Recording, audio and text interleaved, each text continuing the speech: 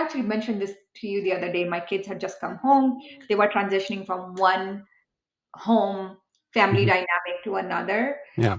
And the way I contribute to that transition is creating space for them and being super present. So keeping my phone away, for example, being making eye contact, having a conversation, whatever that detoxing for their needs at the time looks like that's important to me. So getting that feedback qualitative from my personal life, my circle of trust, that's important to me.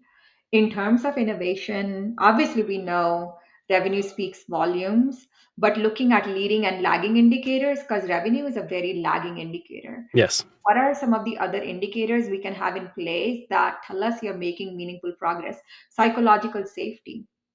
I do qualitative outreach to my one-on-one, like skip level two, making sure I go to the lowest level in the organization in Oh, my team awesome. and across the globe too, because there's cultural nuances in how people perceive power dynamics.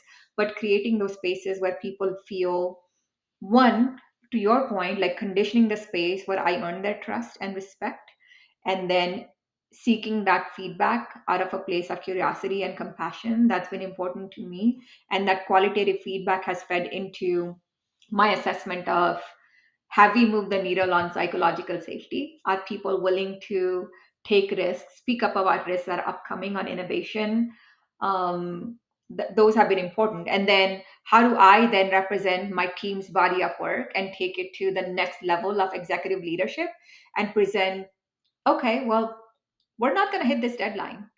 And Yeah. of course, it's not going to be this way, right? So, how do I now show my team in real time that your work is important and I have understood what you're communicating in terms of risks and our ability to hit a certain deadline milestone or not, because you cannot sacrifice patient quality in and outcomes in the work that we do, right? Yeah. Medtech is very special Critical. for that reason. So you have to have the right kind of time, diligence, quality, all of that. Not unlimited time. So that's for another day. But being able to represent that body of work and substantiate that evidence and take it to your leadership and say, this is why, this is the new milestone or timelines we're casting. Here's the reason why. Here's my confidence level at um, at this new milestone.